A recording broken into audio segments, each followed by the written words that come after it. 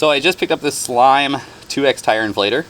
Didn't find many videos online, any that were good that gave me the information I wanted before picking this one, so I wanted to show you guys this. I opened the package here already, and I'll show you guys the outer side here. Let's do a quick unboxing and I'll show you guys how it works. I've not used this yet, haven't even really opened it. So it did have a piece of plastic right here just to cover the Slime logo, and I pulled that guy off. 2 clips on the box. Plastic seems pretty solid. I wouldn't call it like the best plastic, but it's not bad. One of my concerns was this case size. I did compare this to a Slime compressor set that was a little bit smaller, and actually came with your whole repair kit, because that's one of the concerns. I wanted to kind of maybe throw a whole repair kit in here, but the other kit was actually bigger than this. It was a smaller compressor. With the kit, it was bigger. So I noticed on some of the pictures there's a little bit of room here, and as you can see, there is room here to put more stuff if you wanted to. So I think I could fit that in there. We'll come back to that in a bit, but looks like compressor, air hose, battery connection, power for your light, power for your compressor. There appears to be some instructions, and blue, some adapters for like your basketballs and tires and stuff. This blue one appears to be broke, so it must have broken shipping. I don't even know what that's for. Not that I really probably even use it, but it's kind of not cool, but whatever. They look like they go right here, so I'll put those in there later. And the hose, which from what I read was the biggest complaint with this, in the long run this hose is not the best quality, and apparently that's where the main failure point is. But there is a gauge connected as well, which is one thing that I liked, assuming it is accurate, and we'll test that here too. So let's plug this thing in and just try it out.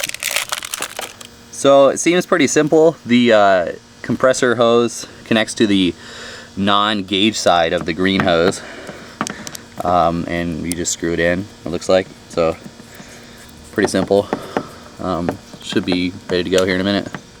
So looking at the manual here to determine the length of these cables, I found something interesting. But first here, the 12 volt is 8 foot, and the collared hose is supposedly 22 foot, so that should be more than enough for me on this SUV or crossover, whatever you want to call it, 2010 Forester.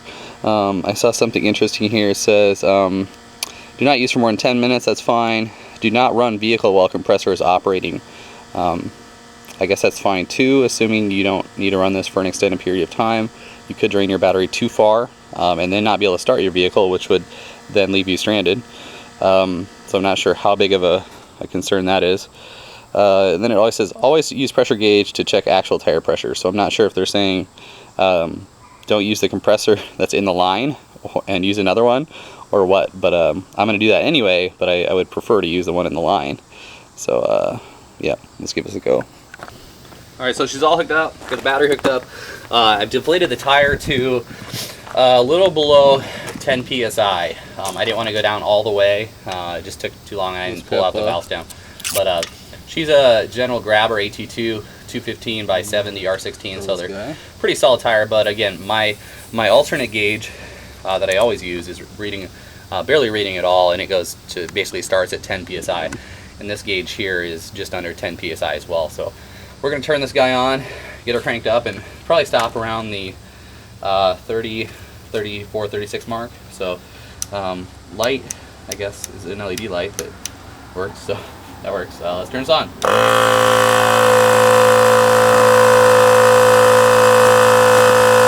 And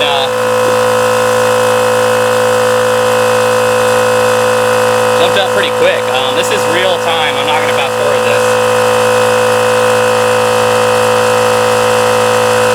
So I'll stop at 36 on this gauge, and then I'll check it with my glove box gauge.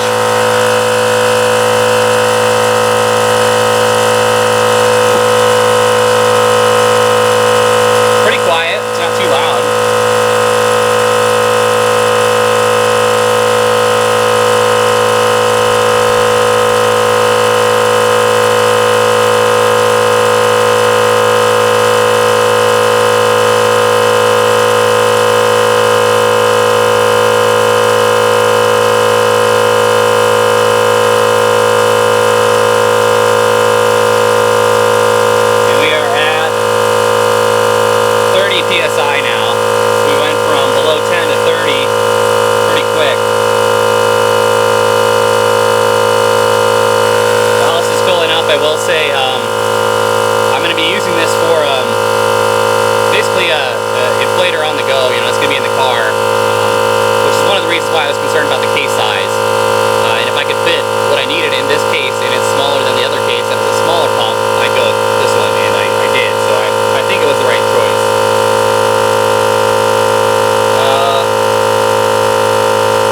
About 36, pretty close.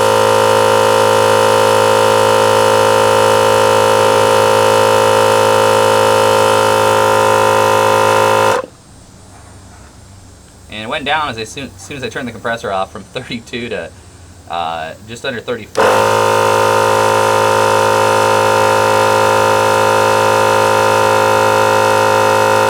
So that's basically just over 37, and now it's reading 34 when I turn the compressor off. So apparently it's not reading the same. It's about 3 psi off whether the compressor's on versus whether it's off. So let's check this. 2.4, and this is reading 34 on the dot. So it appears to be that the gauge on the compressor is correct when the compressor is not on. So we'll put 2 more psi in it to make it an even 36 and call it a day. So here's something to know. Like we said, 8-foot cable to the compressor, and then you got a 22-foot air hose. I'm going to have to, being that I'm doing a rear tire, I'm going to have to turn it on here and watch the gauge here. Then when it gets to where I want, I'm going to have to go back to the front or have someone else turn it off. Given that the gauge we just shown is not 100% accurate, probably what I'll end up doing is going a little bit over the PSI I want, pulling it off, checking it with my actual gauge, and then just letting a little bit of air out till it's the point where I want it. So might just have to do a little bit of finagling. Alright, so that's it. I think I'm happy with it, first impressions at least. The case size is good. It's going to probably hold my tire repair stuff, which is kind of what I wanted. The pump seems good. I like the LED lights. It's nice to have. No harm, no foul there. And it seems to fill up tires pretty fast. So no general complaints. I would say that my only concern is long-term use, how well it's going to hold up in the long term. And granted, I'm not going to be using this a lot, but you know, my concern is just long-term use. So we'll see how it goes. It's a little bit overkill, definitely for my use, but better to have something that's a little bit over the top than to at least have nothing at all. So keep you guys updated if I have any issues.